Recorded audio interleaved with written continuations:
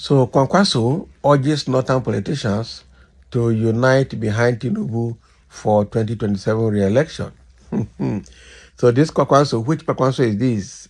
How many Kwankwaso do we have in the north?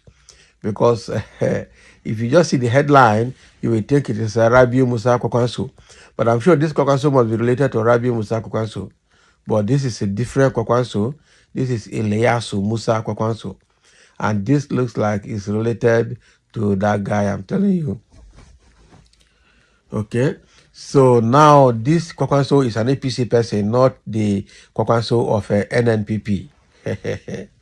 Now, if you don't read it very well, or if you don't look at it very well, you think, if you think it's the Rabi Musa Kwankwaso, the chairman of NNPP. So let's dive into the details. In a passionate appeal, Ilyasu Musa Kwankwaso, a prominent chieftain of the All Progressive Congress APC, has called on northern politicians to put aside their differences and rally behind President Bola Tinubu's bid for re-election in 2027. Kwankwaso emphasized that supporting Tinubu is crucial for protecting the North's interest and securing its place in Nigeria's political landscape. So speaking to pressmen in Kano on Sunday, Kwankwaso cautioned against the divisive tactics employed by some politicians, stressing that unity and collective support for Tinubu are essential for the North's long-term political prospects. He argued that if another candidate wins the presidency in 2027, the North would have to wait an additional 8 years for a chance at the highest office. I can see the selling point there. So to be sure that after Tinubu's second term, the presidency can come back to the North, they should make sure they support Tinubu this time so that he can do his 8 years and leave. But if they support someone else, that table might turn and they might need to wait for another 8 years, which will altogether be 12 years of waiting in the North.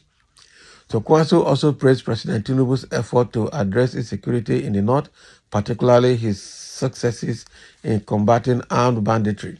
So he commended Defense Minister Bello Matawale's tireless work in taming the menace, noting that the region has begun to witness a decline in violent incidents. Are we sure? Are we sure? So Kwankwaso outlined that supporting Tinubu ensures the North's interests are represented and protected, maintains regional balance, and recognizes Tinubu's strides in addressing insecurity. So he warned that supporting alternative candidates from southern Nigeria would delay the Northern's chance at the presidency until 2035, undermining regional interest and destabilizing power balance. Okay, so this guy now is speaking as an APC person anyway, and it's from Kano State. So I'm pretty sure that this Kwankwaso must be related to the Rabi Musa Kwankwaso, the chairman of NNPP. This is Ilyasu Musa Kwankwaso in APC. Must be two brothers or cousins in different political parties, I'm sure. So Kwankwaso's appeal highlights the complexities of Nigerian politics, where regional interests and power dynamics play a crucial role. By uniting behind Tinubu, northern politicians can safeguard their interests and secure a stronger future for the region. The question is, with all of those political affiliations and alignment, the northern region still remain most impoverished in Nigeria, still remain the poorest part of Nigeria. And that was why when Peter Obi said he will become president, he's going to start alleviating poverty from the north, they said he was insulting the north. But now the truth is there. They can't hide it anymore. Because the way things are, the north have been in power right from the time of independence and nothing has happened. So all this one that are, strategizing and re-strategizing to support Tinubu so that the power can get back to them again in another 4 years is just is to service their own selfish interest, not the interest of Nigerians. Quite unfortunate that we have politicians who do not care about the people. So as the 2027 elections approach, Kwankwaso's call for unity will likely resonate throughout the North, influencing the political landscape and shaping the future of Nigeria. Is it shaping the future of Nigeria or shaping the life of the politicians?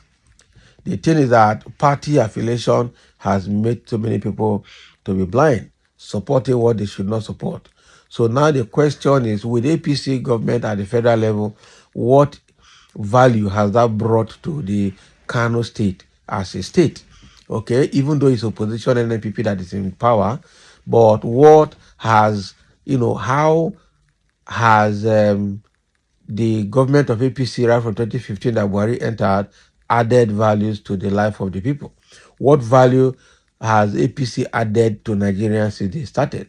It's been growing from frying pan to fire, from bad to worse, from dustbin to dungeon. Quite unfortunate. Look at the state of the country right from 2015 and look at the state of the country today. You know that the trend is still downwards because of bad governance, bad leaders. And it's quite unfortunate that even up to now, our political leaders they are not yet in the right direction to recover Nigeria. They have not even, entered the right trajectory to redirect Nigeria towards recovery. They are not doing anything at all. Rather, they are accumulating wealth. They are busy embezzling.